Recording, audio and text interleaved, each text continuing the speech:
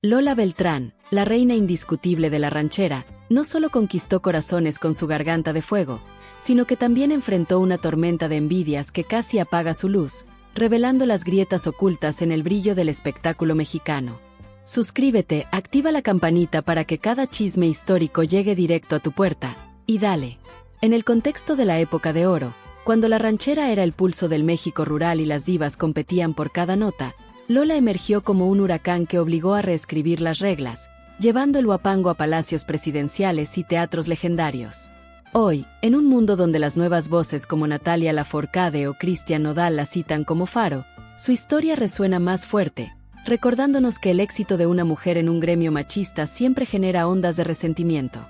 Prepárate para conocer a las 5 figuras que, según rumores y anécdotas susurradas en camerinos, intentaron eclipsar su ascenso. Lucha Villa con su potencia vocal, Amalia Mendoza con su elegancia afilada, Flor Silvestre con su linaje charro, Chayito Valdés con su astucia en las ferias, y hasta la imponente sombra de María Félix, que aunque no cantaba, influía como nadie. Lola Beltrán llegó a la Ciudad de México con el eco de las campanas de su iglesia en Rosario, Sinaloa, y una maleta que guardaba más que sueños, un fuego interior forjado en el desierto. Trabajando de secretaria en la radio XCW, su voz irrumpió como un relámpago en un cielo nublado, capturando oídos que antes solo sintonizaban a los grandes charros masculinos. Aquel primer concierto en el Palacio de Bellas Artes, un templo reservado para la ópera y el clasicismo, no fue solo un hito personal, sino una revolución silenciosa que abrió las puertas a toda una generación de mujeres en la ranchera. Grabó más de 70 discos y actuó en 60 películas, cifras que hoy suenan como leyendas, pero que en su tiempo fueron combustible para las chispas de celos. Cada aplauso en ese escenario sagrado resonaba como un desafío a las normas, y mientras ella llenaba teatros con filas que serpenteaban por las calles, las radios que la ignoraban antes ahora la perseguían con contratos millonarios. Su carisma no era solo voz, era esa conexión cruda con el público, como si cada cucurrucucú paloma fuera un abrazo a las almas rotas en las cantinas. Pero ese ascenso meteórico, de cantar en iglesias a pisar el Carnegie Hall, generó un eco amargo entre quienes habían peleado décadas por migajas de fama. La prensa la bautizó Lola la Grande, un apodo que, como un guante de boxeo, golpeó egos dormidos y despertó una envidia que se cocinaba a fuego lento. En un gremio donde las mujeres eran vistas como adornos, su salto por encima de generaciones enteras plantó semillas de resentimiento, recordándonos cómo el éxito ajeno puede sentirse como una traición personal. Y mientras ella respondía con dignidad, ensayando hasta el amanecer, las sombras se alargaban, listas para contraatacar en los rincones menos visibles del espectáculo. Ese concierto en Bellas Artes no solo marcó su carrera, sino que redefinió el mapa de la música mexicana, llevando el huapango a oídos presidenciales y reales, desde México hasta Europa. Con más de 100 presentaciones en escenarios icónicos como el Olympia de París y el Madison Square Garden, Lola demostró que la ranchera no era solo para palenques polvorientos, sino para salones de cristal. Las consecuencias fueron inmediatas. Sus discos volaban de las estanterías como pan caliente, y películas como La Bandida la catapultaron al cine dorado junto a gigantes como Pedro Infante. Pero detrás de los flashes, las causas de la envidia brotaban de un pozo profundo, un machismo que veía en su triunfo una amenaza al orden establecido. Perspectivas desde los músicos de su mariachi contaban cómo ella pagaba de su bolsillo para que ensayaran con precisión, fomentando lealtad que otros no lograban. Un dato sorprendente es que vendió millones de copias antes de que muchas rivales grabaran su primer sencillo exitoso, un contraste que avivaba comparaciones crueles en las portadas de revistas. Casos relacionados, como el de Lucha Reyes décadas antes, mostraban patrones similares de mujeres pioneras devoradas por el gremio, pero Lola rompió el molde al nunca bajar la guardia. Reflexiona un momento, ¿cuántas carreras se han truncado no por falta de talento, sino por el peso invisible de los celos ajenos? Las implicaciones culturales son vastas, desde cómo su ejemplo empodera a cantantes actuales en un mundo de streaming, hasta conexiones cotidianas donde, como ella, enfrentamos envidias en el trabajo que nos hacen más fuertes.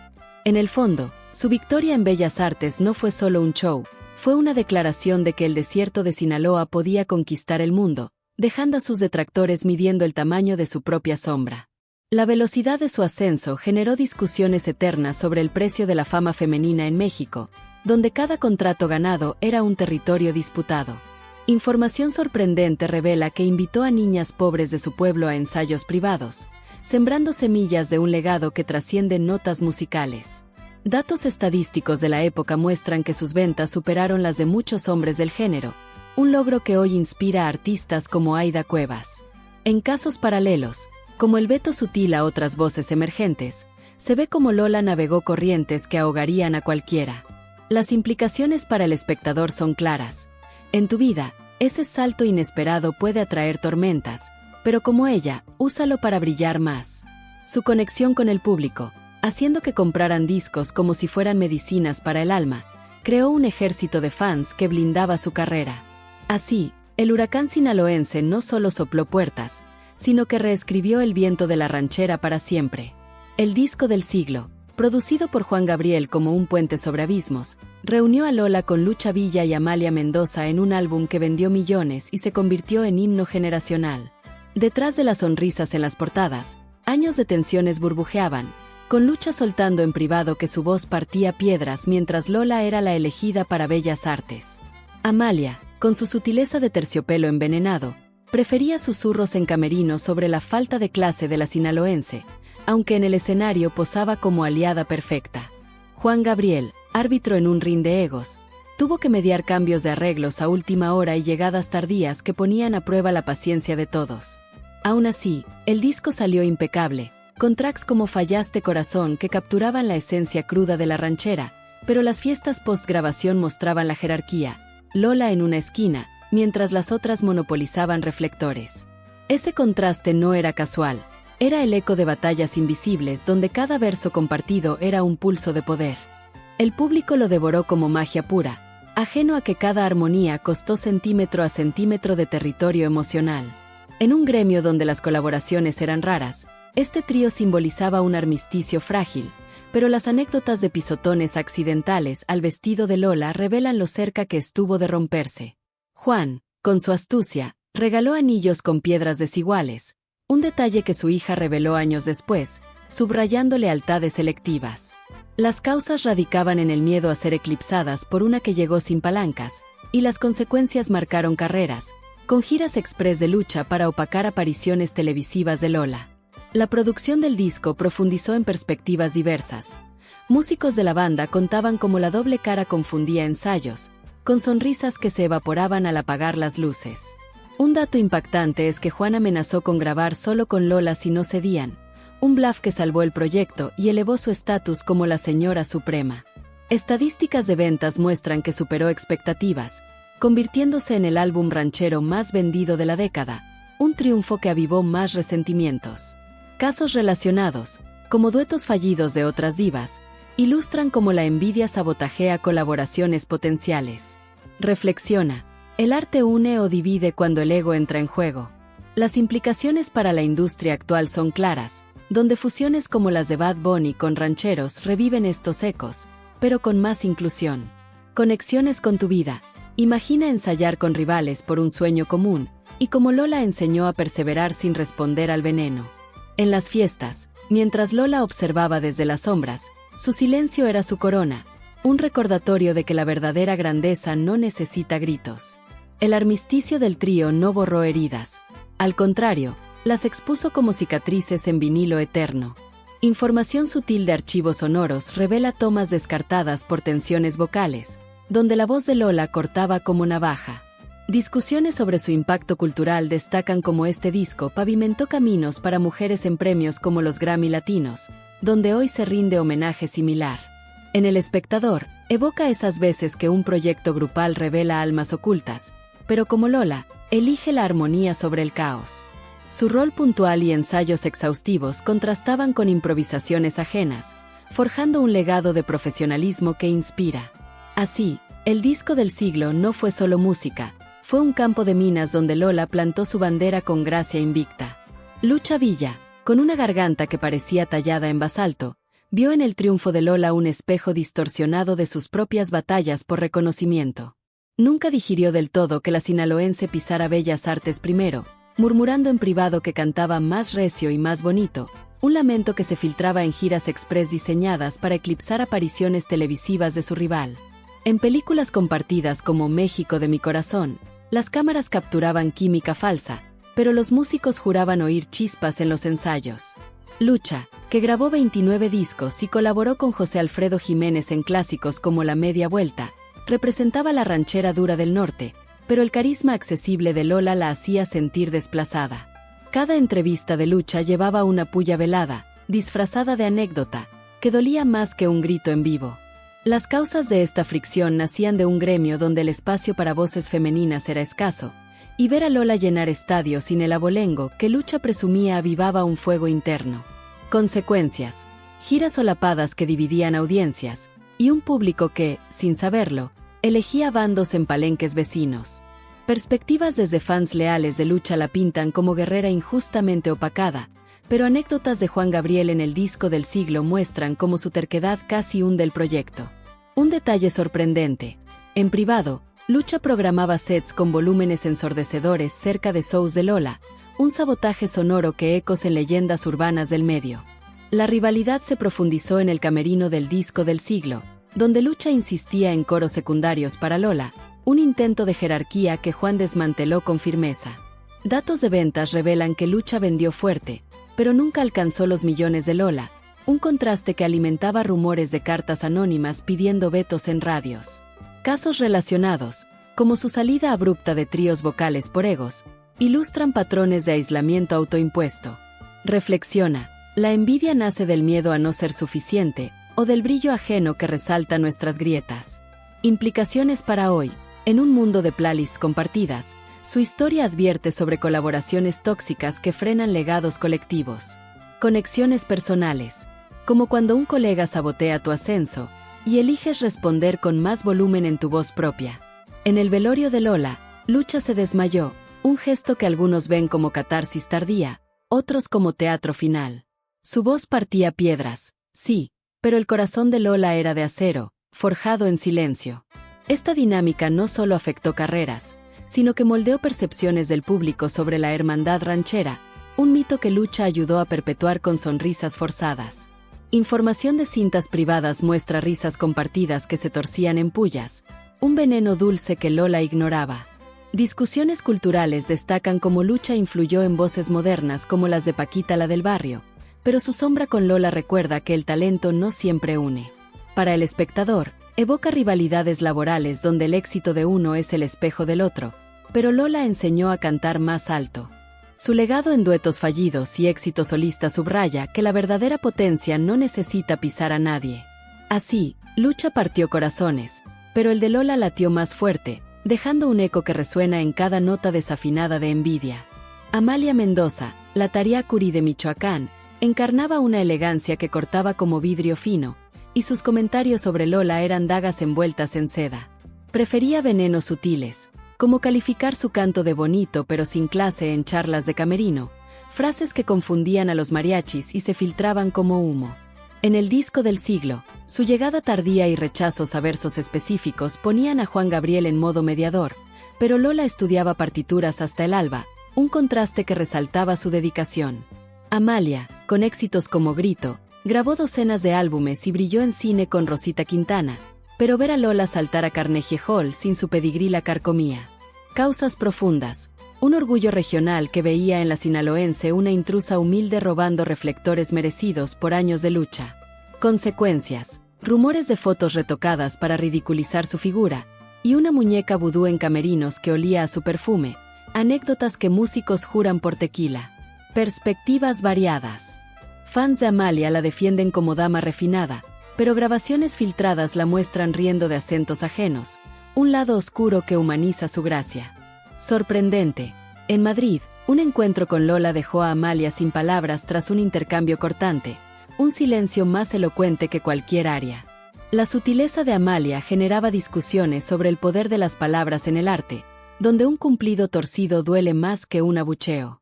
Estadísticas de colaboraciones muestran que sus duetos con Lola fueron raros, un vacío que habla volúmenes de confianza rota.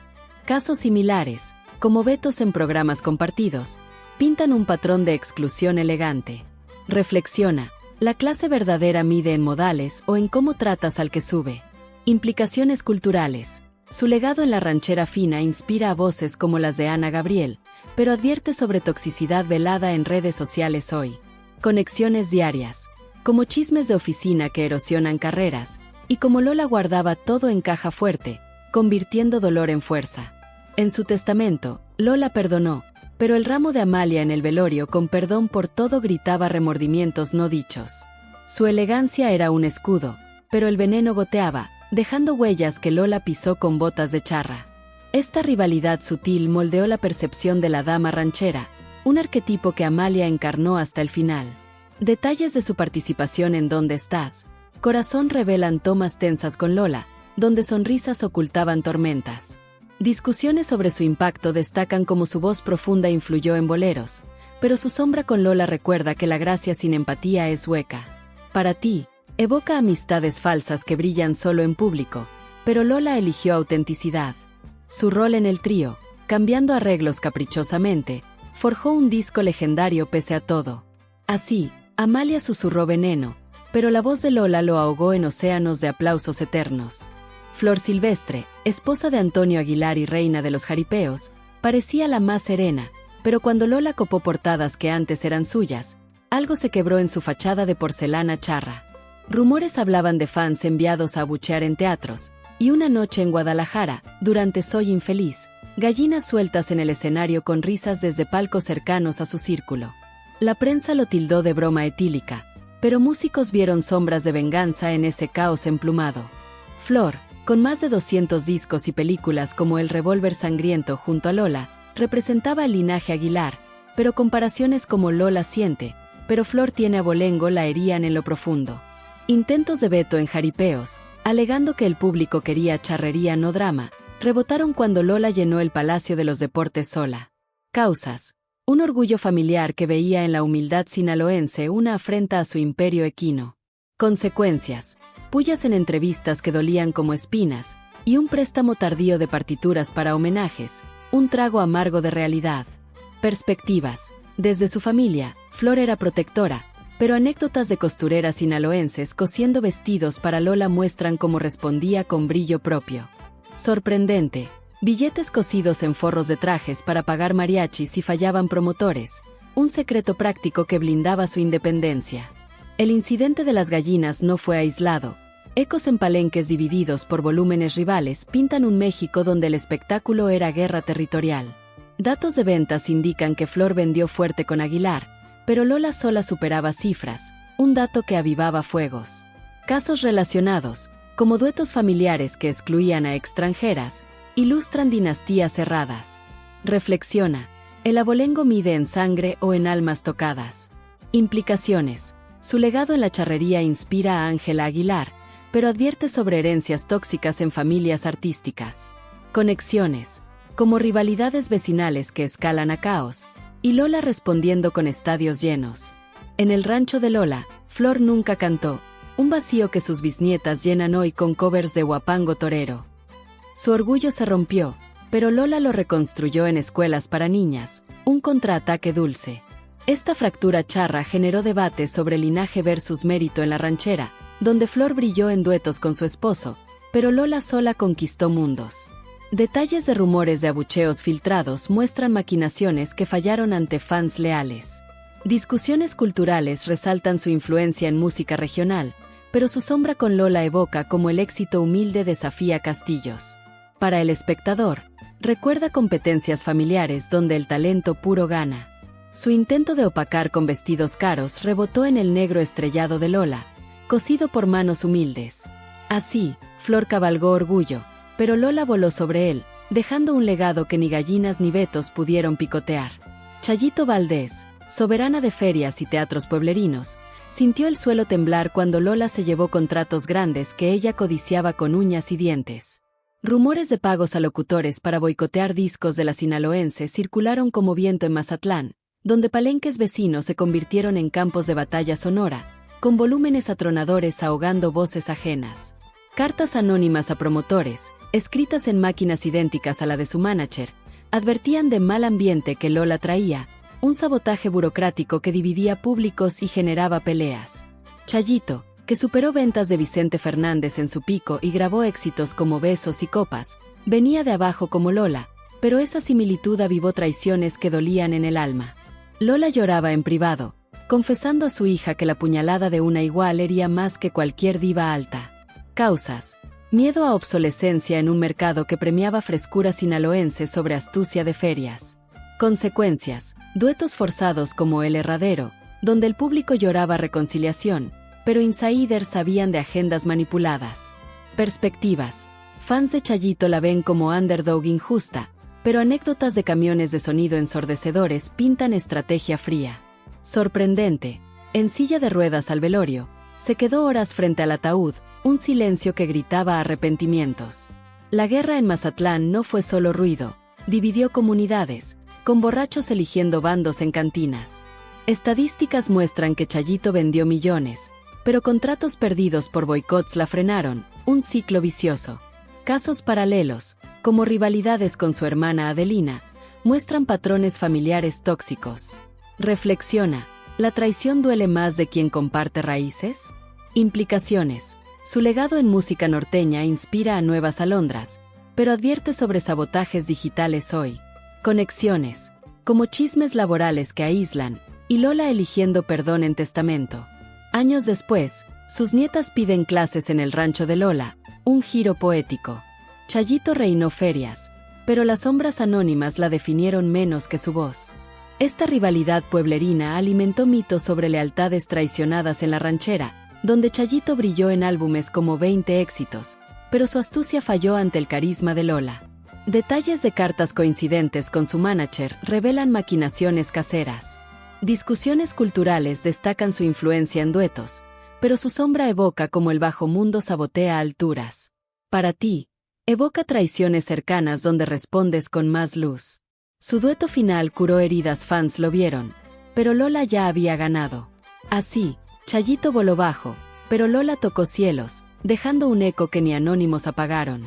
María Félix, la doña del cine que no necesitaba micrófono para mandar, vio en Lola una sirvienta con voz cuando cantó en La Bandida, murmurando en fiestas que la gorda sinaloense le hacía favores, no viceversa.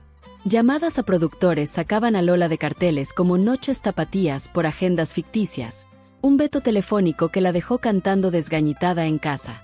Cuando María quiso su disco ranchero, contrató mariachis de Lola y les prohibió trabajar con ella por meses, paralizando medio gremio por miedo a su ira. Causas: un ego titánico que no toleraba compartir brillo, viendo en la ranchera una intrusión en su reino actoral. Consecuencias: Lola respondió invitando a Plácido Domingo a su rancho para un video que explotó en noticieros, haciendo estallar a María en París con espejos rotos de rabia. Perspectivas: desde el cine, María era ícono feminista, pero anécdotas de camerinos en Madrid, con un "sigues cantando", que terca respondido por "usted sigue actuando", "qué milagro", muestran choques de titanes.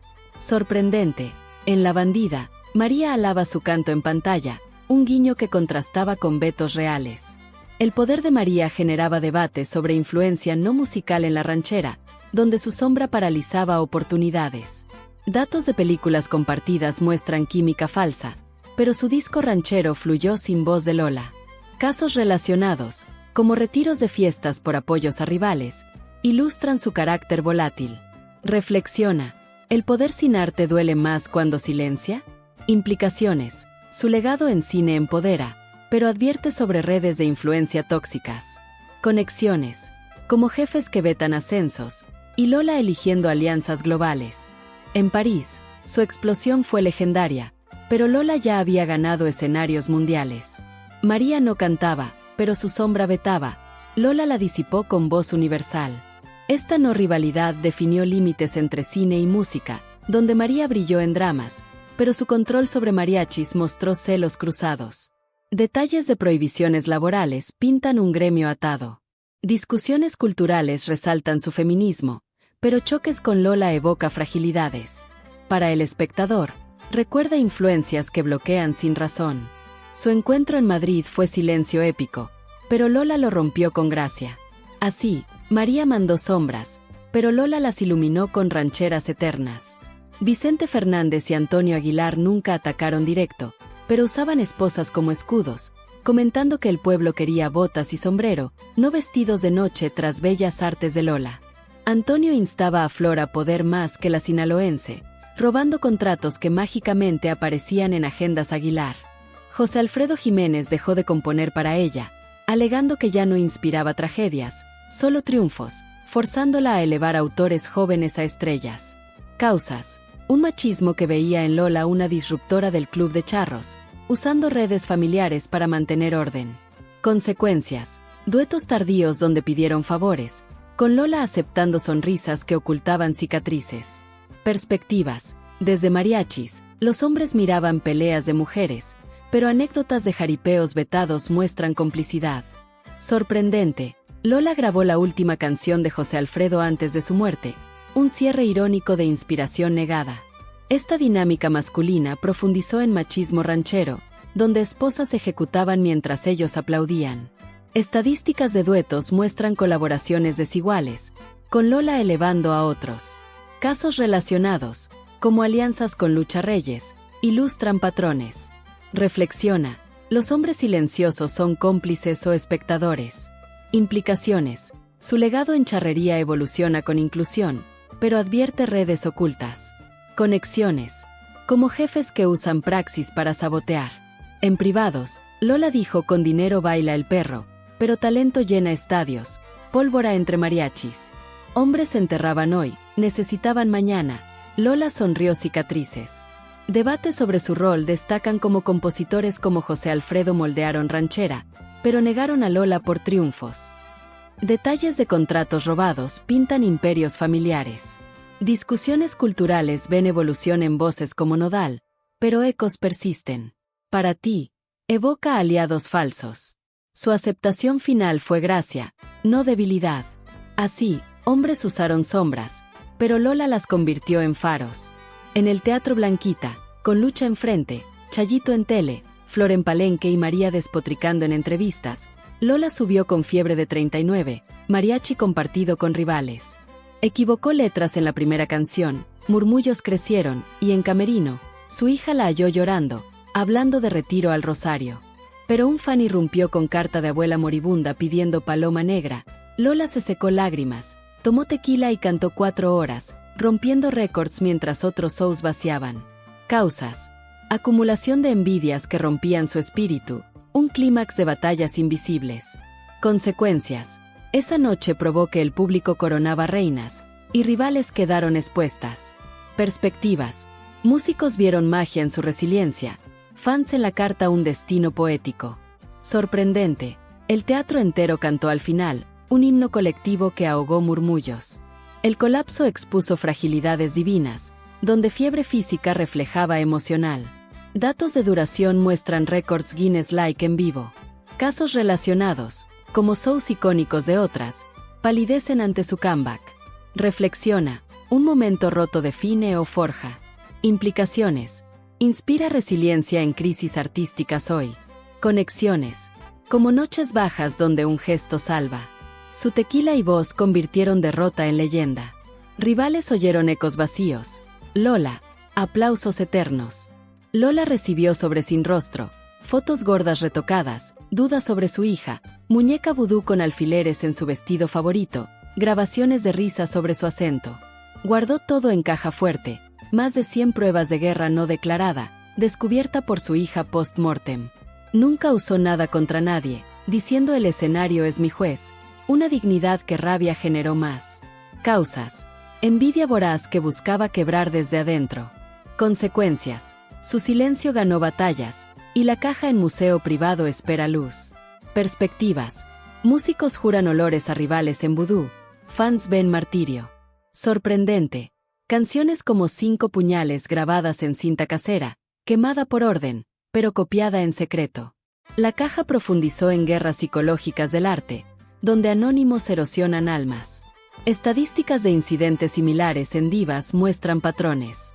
Casos relacionados, como cintas Televisa de pestes, ilustran archivos enterrados. Reflexiona: guardar veneno libera o envenena. Implicaciones: su legado en museos educa sobre costos fama. Conexiones: como bullying digital hoy, y Lola eligiendo arte sobre rencor. En testamento: perdonó con gané con tu odio como gasolina, cartas a rivales que duelen. Su silencio fue arma letal, rivales, ecos mudos. Esta reserva forjó su mito de reina intocable, donde Caja simboliza batallas no vistas. Detalles de cinta quemada revelan catarsis privada. Discusiones culturales ven empoderamiento en silencio.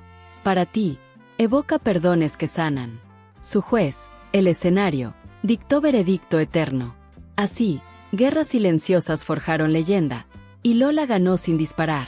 Si esta historia te removió el alma como un buen huapango, dale like para que vuele desde Sinaloa, suscríbete y activa la campanita para más desentierros de la época de oro, y comenta qué batalla de Lola te pegó más duro, porque estas verdades unen más que dividen. No te vayas sin clicar el video que brilla arriba sobre los secretos de Juan Gabriel que se llevó con Lola a la tumba. Nos vemos en el próximo chisme que canta verdades.